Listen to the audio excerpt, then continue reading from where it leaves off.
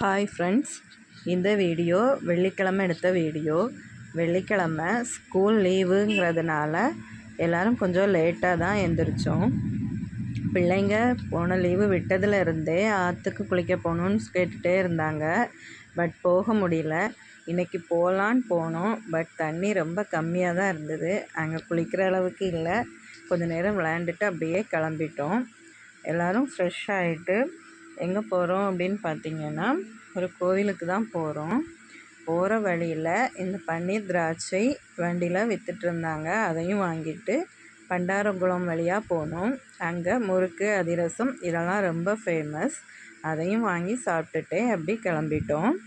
நாங்கள் போனது முத்துலாபுரம் கோவில் தான். இந்த கோவிலுக்கு நான் 2-3 வாட்டி வந்திருக்கேன். எல்லா வாட்டியுமே காலையில் தான் வந்திருக்கேன். இந்த கோவிலுக்கில் நான்வெஜ் எதுவும் அசனம்லாம் வைக்க மாட்டாங்க. இங்கே போகும்போதும் நான்வெஜ் எதுவும் சாப்பிடாம அந்த மாதிரி தான் போவோம். இது செபஸ்தியார் கோவில்னு சொல்லுவாங்க.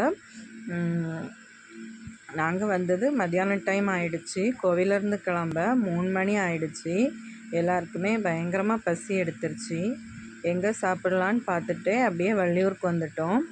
அங்கே நம்ம அப்பு பிரியாணி கடையில் சாப்பிடலாம் அப்படின்னு பிள்ளைங்க சொன்னாங்க. அங்கே தான் சாப்பிட போனோம்.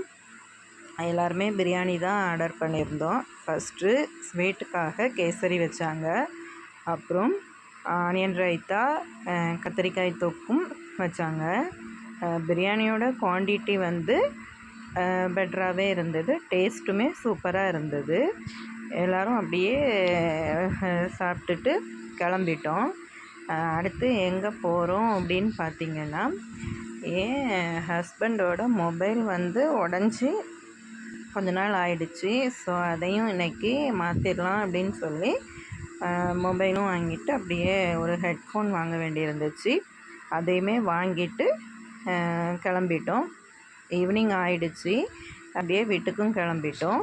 நெக்ஸ்ட் வீடியோவில் பார்க்கலாம். பேஜை மறக்காமல் ஃபாலோ பண்ணுங்கள். தேங்க்யூ.